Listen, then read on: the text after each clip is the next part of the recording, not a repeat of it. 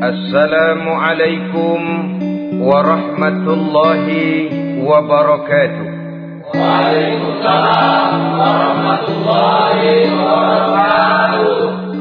Bismillahirrahmanirrahim. Alhamdulillahi rabbil alamin. Wal 'aqibatu lil muttaqin. Wala 'udwana illa 'alal zalimin.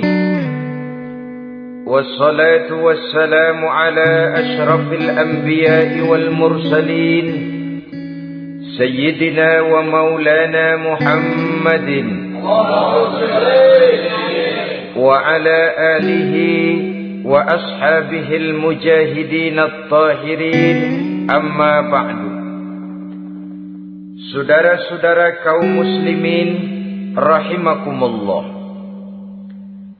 Salah satu kelebihan makhluk bernama manusia, yaitu bahwa Allah subhanahu wa ta'ala menghiasi hidup manusia ini dengan syahwat atau yang lazimnya kita sebut sebagai hawa nafsu. Inilah tenaga yang merupakan daya dorong yang melahirkan dinamika dalam kehidupan manusia, yang menyebabkan terus-menerus terjadinya perkembangan dalam sejarah peradaban dan kehidupan manusia. Hawa nafsu bisa melambungkan seseorang kepada puncak kejayaan, dan hawa nafsu dapat menenggelamkan seseorang ke dasar jurang kehancuran yang paling dalam. Pada surah Ali Imran ayat 14, Allah subhanahu wa ta'ala berfirman, A'udzu billahi minasy syaithanir rajim. Zuyyina lin-nasi hubbus syahawati minan nisa'i wal banin wal qanatiril muqantarati minadh dhahabi wal fiddah wal khaylil musawwamati wal an'ami wal harth. Dzalika mata'ul hayatid dunya. Wallahu indahu husnul ma'ab. Mari kita perhatikan ayat ini lebih dekat lagi. Allah subhanahu wa ta'ala menjelaskan, Zuyyina linnasi hubbus syahawat. Makhluk manusia itu dihiasi dengan hawa nafsu. Dengan kata lain, hawa nafsu adalah perhiasan. Manusia tanpa hawa nafsu sama saja dengan orang yang tidak berhias, monoton, tidak mempunyai perkembangan dalam gerak kehidupannya. Tetapi kalau hawa nafsu adalah perhiasan, maka jika kita berbicara soal perhiasan, ada dua hal yang harus menjadi catatan pokok. Pertama, kapan satu perhiasan boleh kita pakai? Yang kedua, di mana perhiasan itu harus kita pakai? Kalau saudara berdandan rapi, pakai sepatu dengan kaos kaki, celana, jas, pakai dasi segala macam, tapi itu saudara lakukan pada saat saudara akan pergi ke WC, maka saudara sudah memakai perhiasan tidak pada waktu yang tepat. Begitupun sebaliknya, kalau jam tangan saudara pakai di kaki, kopiah saudara pasang di kaki, lalu sepatu naik ke atas jidat, maka saudara memakai perhiasan tidak pada tempatnya yang tepat. Demikian juga sifat yang bernama nafsu. kapan dia boleh diperturutkan, di mana dia boleh disalurkan. Adalah tugas daripada agama untuk mengatur syahwat atau hawa nafsu. Lihatlah kehidupan malaikat. Malaikat makhluk yang diciptakan Allah tanpa hawa nafsu. Maka kehidupan malaikat monoton. Malaikat tidak mempunyai peradaban dan kebudayaan. Malaikat adalah makhluk yang secara instinktif diciptakan untuk berbakti, tidak punya alternatif atau pilihan lain. Saudara lihat, ada malaikat yang sejak diciptakan diperintahkan untuk sujud, sujud saja sampai sekarang, enggak bangun-bangun. Ada malaikat yang sejak diciptakan diperintahkan untuk tasbih, tasbih saja, yang lain tidak. Ada malaikat yang sejak diciptakan diperintahkan mencabut nyawa, nyawa saja urusannya, yang lain tidak. Pekerjaannya monoton, tetapi memang karena tidak ada hawa nafsu, tidak ada kecenderungan malaikat untuk nyeleweng. Belum pernah kita dengar misalnya ada malaikat Jibril korupsi ayat.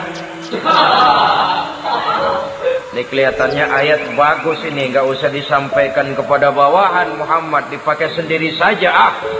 Tidak. Kita belum pernah dengar malaikat maut keliru mencabut nyawa orang yang belum waktunya modar. Belum pernah. Malaikat itu ibadun mukramun, la ya'sunallaha fima amarahum wa yaf'aluna ma yu'marun. Maka kehidupan malaikat adalah monoton. Dinamika tidak ada, peradaban dan kebudayaan juga tidak ada. Andai kata bumi dan seluruh isinya diserahkan kepada malaikat untuk mengisinya, barangkali saudara tidak akan pernah kenal jembatan Semanggi, saudara tidak akan pernah kenal Monas, gedung-gedung bertingkat, gedung-gedung pencakar langit. Semua yang menggerakkan itu adalah karena manusia mempunyai hawa nafsu. Nah, kemudian pada kalimat berikutnya Allah memberikan rincian. Apa nafsu kepada apa yang paling menonjol dalam kehidupan manusia itu? Pertama, minan nisa, hawa nafsu kepada perempuan. Ini tentu yang ditujukan laki-laki. Dimanapun saja makhluk bernama laki-laki, kalau dia normal, tidak impoten, mesti suka kepada perempuan. Itu wajar, bin pantas alias normal. Tetapi tadi saya katakan di awal, nafsu kepada perempuan adalah perhiasan. Kapan makainya, di mana makainya, itulah tugas agama memberikan tuntunan dan aturan. Saudara-saudara kaum muslimin rahimakumullah, nafsu kepada wanita dapat mengantarkan seseorang kepada puncak kejayaan, tapi nafsu kepada wanita bisa menenggelamkan seseorang ke jurang kehancuran. Bergantung kepada latar belakang apa yang mendorong timbulnya syahwat tadi. Dengan kata lain, motivasi syahwat tadi digerakkan oleh iman dan ketakwaan, atau semata-mata karena memang syahwat yang merupakan kendaraan iblis. Penyelewengan pertama yang terjadi dalam sejarah kehidupan manusia adalah penyelewengan yang dilakukan oleh Nabi Adam alaihi salam pada saat ia memetik buah khuldi. Kenapa itu dilakukan oleh Nabi Adam? Karena terdorong oleh rasa sayang dan cinta kepada istrinya Hawa. Sebenarnya Hawa lah yang merajuk, Siti Hawa lah yang membujuk, dan Nabi Adam oleh karena syahwatnya kepada istrinya memperturutkan bujukan Siti Hawa itu. Peristiwa Nabi Adam ribuan tahun yang lalu akan terus relevan sampai ke zaman kita sekarang ini. Berapa banyak orang-orang yang karena terlalu ingin menyenangkan istrinya, lalu tidak segan-segan melakukan perbuatan-perbuatan yang menyimpang, baik itu merugikan orang lain, merugikan masyarakat, bahkan merugikan bangsa dan negaranya. Seorang pedagang tidak akan segan-segan menipu. Sebaliknya pun begitu. Tidak jarang wanita di dalam kelemahannya bisa menenggelamkan dunia. Seorang suami yang jujur, polos, lugu, sederhana bisa jadi koruptor ulung karena didorong-dorong oleh istrinya. Istrinya barangkali bisa saja dibakar-bakar oleh tetangganya. Suaminya jujur, sederhana, kepala bagian, tempatnya basah tapi melarat. Istri rupanya tidak sabar melihat gaya hidup yang makin konsumtif, persaingan yang makin tajam, suaminya dikipas-kipasin. Kata istrinya, "Bang, tetangga sebelah kita lakinya pegawai kecil, Bang, tapi gelangnya kayak pelek beca. Abang ini kepala bagian tidak bisa membelikan saya macam itu, percuma lah." Kata suaminya, "Ya bagaimana, Bu, gaji saya cuma segitu-gitunya." Ya namanya kepala bagian, apaan, kayak sabet dulu. Kalau sudah berpikir ke arah ini, artinya sudah ngipasi suaminya untuk melakukan tindakan yang tidak wajar. Saudara-saudara kaum muslimin rahimakumullah, sejak zaman klasik sampai kepada zaman kita sekarang ini, kita melihat kecenderungan syahwat kepada wanita ini. Julius Kaisar yang katanya gagah perkasa ternyata tunduk di bawah kaki Cleopatra. Napoleon Bonaparte, the Lion of Europe, singa daratan Eropa, luas kekuasaannya, gagah perkasa tentaranya, kepada siapa dia tunduk? Ke bawah kakinya Margaret Josephine. Demikianlah di zaman kita sekarang, kita melihat di Jepang betapa Perdana Menteri Uno didesak mengundurkan diri dari jabatan Perdana Menterinya oleh karena terlibat skandal dengan geisha. Kita juga melihat di Amerika betapa Senator Gary Hart dari Partai Demokrat yang masih muda, jenius, diharapkan masa depan Amerika lahir dari tangannya, terpaksa mengundurkan diri dari calon presiden oleh karena terlibat skandal dengan Donna Rice. Kita juga menyaksikan betapa parlemen dan kabinet di Inggris sempat geger oleh karena skandal Pamela Bordes, pelacur kelas kakap yang melanglang buana mencari sasaran-sasaran kakap. Ini adalah kisah kejatuhan yang diakibatkan oleh hubbus syahawat minan nisa. Oleh karenanya benar jika Nabi kita menyatakan an-nisa'u imadul bilad, wanita adalah tiang negara. Jikalau baik wanita, baik negara. Jikalau rusak wanita, hancur negara. Kalau syahwat kepada wanita cuma semata-mata karena syahwat, maka seorang laki-laki akan memandang wanita cuma sekedar alat pemuas hawa nafsu. Nilainya rendah. Sedangkan agama kita mengajarkan ma akraman nisa'a illa karimun wa ma ahanan nisa'a illa laimun, kata Nabi. Tidak akan menghormati kaum wanita kecuali orang-orang yang terhormat, dan tidak akan merendahkan derajat kaum wanita kecuali memang orang-orang yang rendah moralnya. Dengan kata lain, apabila syahwat minan nisa ini dilandasi dengan semangat iman dan ketakwaan, maka kehidupan Rasulullah sallallahu alaihi wasallam sungguh menjadi figur dan contoh dalam kehidupan kita. Perkawinannya bukan karena wajah yang cantik semata-mata, tapi lebih merupakan nilai ibadah kepada Allah Subhanahu wa taala. Dengan demikian, kecenderungan kepada hubbus syahawat minan nisa dikontrol oleh nilai iman. Barometernya, tolok ukurnya adalah iman. Di zaman sekarang banyak kasus kawin campur yang pada akhirnya akan membingungkan kita sendiri. Padahal Al-Quran secara jelas dan tegas memberikan bimbingan. Orang itu kalau sudah, kata Imam Syafi'i, wa ainur ridha an kulli aibin kalilatun kama anna aina sukhti tubdil masawiya. Mata kalau dibalut cinta dia buta terhadap nista, tapi mata kalau dibalut benci hanya melihat yang keji-keji saja. Biasanya cinta kepada wanita memang bisa menimbulkan dorongan yang positif, tapi juga bisa membuat seseorang buta sama sekali. Dorongan yang positif paling kurang dari segi penampilan. Coba lihat lelaki kalau lagi demen perempuan, lenjeh banget kan? Sisiran rambutnya rapi, teriskaan bajunya lancip, sepatunya mengkilat, kantong celananya tebel, perkara anduk isinya bukan soal. Yang penting kan gaya. Lalu dinamis, kreativitasnya ada saja timbul. Tapi pada sisi lain, jikalau orang sudah kehilangan pertimbangan, juga kadang-kadang tidak segan-segan mengorbankan akidah, mengorbankan nilai-nilai iman. Padahal ini taruhan utama, sampai Quran dengan tegas memberikan peringatan. Wala amatun mu'minatun khairun min musyrikatin walau a'jabatkum.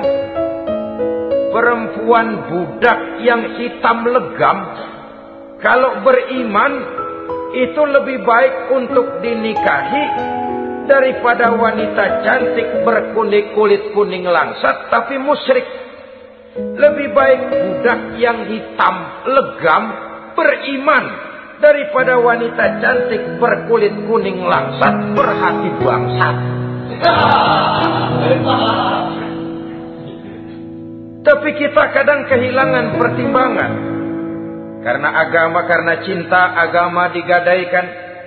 Karena cinta akidah terjual. Karena cinta keyakinan jadi korban. Ini semua penyakit yang datang dari hubbus syahawat minan nisa. Kecenderungan mengumbar nafsu kepada perempuan. Ini memang perhiasan, tapi bisa juga jadi bumerang dalam kehidupan manusia.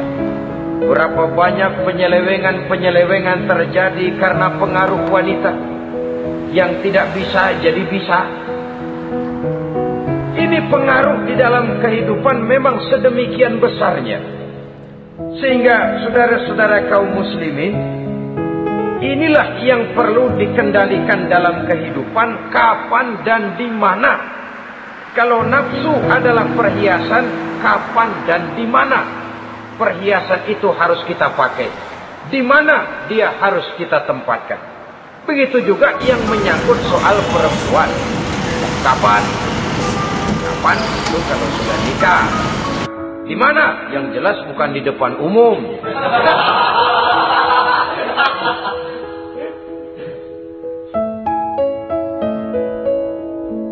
Ini nafsu yang pertama, minan nisa. Yang kedua, wal banin. Dihiasi juga manusia dengan kecintaan kepada banin. Makna banin di sini al-aulad, anak-anak laki. Kenapa disebut banin, anak-anak laki? Karena pertama, sering anak laki itu lebih jadi kebanggaan buat orang tuanya ketimbang anak perempuan. Sebabnya apa? Pertama, faktor nasab. Silsilah lebih kuat kepada laki-laki ketimbang perempuan. Yang kedua, faktor cita-cita. Orang tua kalau punya anak laki-laki, cita-citanya panjang. Nak, kau nanti jadi dokter ya. Nak, jadi insinyur ya. Nak, jadi pilot ya. Nak, jadi pengusaha ya. Nak, jadi presiden ya. Tapi kalau dia punya anak perempuan, paling, ya nak, mudah-mudahan nanti kamu dapat jodoh orang baik, nak. Dapat jodoh orang soleh. Saudara-saudara, yang ketiga, anak perempuan itu kalau sudah berkeluarga biasanya pindah kepada lingkungan keluarga lain. Sehingga orang berkata, punya anak perempuan banyak sebenarnya seperti agen. Artinya ada yang mau bawa, kan begitu. Ada yang minta, ambil. Ada yang berminat, buntel. Paling dia nengokin orang tuanya ya lebaran. Ya syukur kalau sebulan sekali atau seminggu sekali. Tapi minimnya kan lebaran. Dengan demikian dari garis nasab ini lebih kuat al-banin ketimbang al-banat. Manusia dihiasi dengan kecintaan kepada anak-anak. Sering karena terlalu cinta kepada anak, kita menjerumuskan anak. Terlalu sayang kepada anak, segala maunya kita perturutkan tanpa kendali dan kendala. Akhirnya sifat yang demikian itu malah mendorong anak untuk manja, tidak percaya kepada kemampuan yang dimilikinya, selalu mengandalkan kepada kebesaran, kemampuan daripada orang-orang yang dibanggakannya itu. Dan dalam kondisi demikian, kedewasaan dan tanggung jawabnya akan lambat berkembang. Maka Allah Subhanahu wa ta'ala memperingatkan bahwa harta dan anak bisa menjadi fitnah. Dalam ayat lain Allah juga memperingatkan, ya ayyuhalladzina amanu la tulhikum amwalukum wa auladukum an dzikrillah. Wahai orang-orang yang beriman, jangan sampai hartamu dan anak-anakmu memalingkan kamu daripada mengingat Allah. Jangan sampai kesibukanmu kepada anak dan harta benda menyebabkan kamu sampai lupa mengingat Allah Subhanahu wa ta'ala. Berapa banyak manusia yang tenggelam dengan melupakan Allah, jauh dari agama, jauh dari tuntunan syariat, oleh karena disibukkan oleh persoalan anak dan persoalan harta benda. Maka satu-satunya jalan, jikalau kita tidak ingin anak kita sampai memalingkan kita daripada mengingat Allah, nilai-nilai keimanan harus ditanamkan kepada mereka sedini mungkin. Dengan bekal ini, maka mereka, anak-anak kita, insya Allah tidak akan membuat kita orang-orang tua ini berpaling daripada mengingat Allah, berpaling daripada kehidupan beragama. Memang karena anaklah kita orang tua peras keringat banting tulang, pergi pagi pulang sore cari nafkah. Karena anaklah kita orang tua, kepala jadi kaki, kaki jadi kepala. Asal mereka bisa menikmati hari depan yang lebih baik dari yang kita nikmati sekarang ini.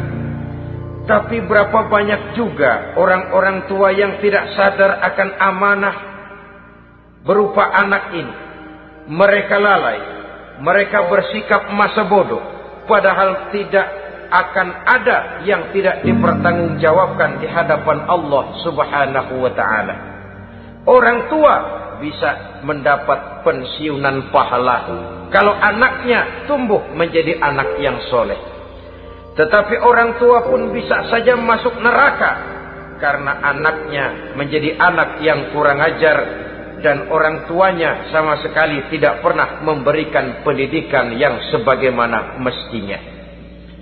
Saudara-saudara kaum muslimin rahimakumullah, kita tentu berharap memperoleh pensiunan pahala dan bukan mendapat tambahan dosa dari kekurang ajaran anak-anak kita akibat kita sebagai orang tuanya tidak pernah mau mendidik mereka.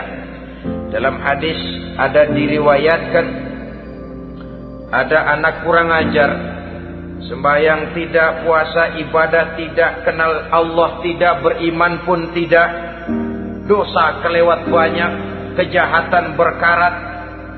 Di akhirat nanti disidang dia, ditanya, kamu kenal siapa Tuhanmu? Tidak. Kamu tahu siapa nabimu? Tidak. Kitab sucimu apa? Tidak tahu. Kiblatmu di mana? Tidak ada. Kamu sholat? Tidak pernah. Kamu puasa? Tidak pernah. Wah, kalau begitu kamu rusak sekali. Kamu neraka. Anak ini mengajukan protes. Saya menuntut keadilan. Benar saya tidak kenal siapa Tuhan saya. Saya tidak tahu apa kitab suci saya. Saya tidak pernah mendirikan sholat. Tidak pernah melaksanakan puasa. Pendeknya tidak ibadah dan tidak iman. Tapi semua itu terjadi. Sebab-sebabnya tidak lain karena orang tua saya tidak pernah mendidik dan mengajarkan saya. Orang tua saya tidak pernah mengarahkan saya ke jalan itu. Sampailah saya seperti keadaan yang sekarang ini. Orang tua saya enak-enakan ngaji, saya teler diantepin aja. Orang tua saya memegang kitab, saya megang botol. Dia tahu, dia diam saja. Dia tahu dan dia tidak memberikan peringatan. Karena orang tua saya lah, maka saya jadi seperti sekarang ini. Kalau saya harus masuk ke dalam neraka, saya menuntut keadilan agar orang tua saya juga ikut bersama saya gabung ke dalam neraka. Orang tuanya yang baik-baik dipanggil, sudah mau berangkat ke surga nih orang tua, dipanggil, "Ntar dulu mas, ini dulu."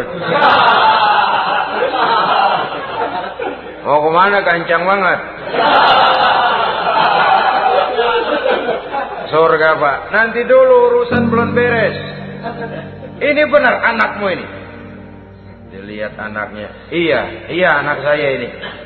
Waktu di dunia nggak pernah diajarin ngaji, nggak pernah. Sampai dia nggak kenal Tuhannya, nggak kenal nabinya, nggak kenal kiblatnya, nggak kenal kitabnya.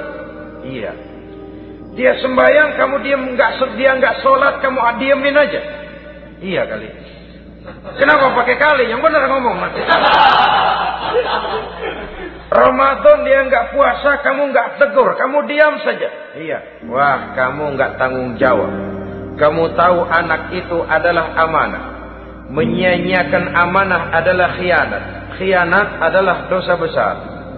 Jadi bagaimana saya? Ya kamu gabung sama anakmu, join ke neraka berdua bareng.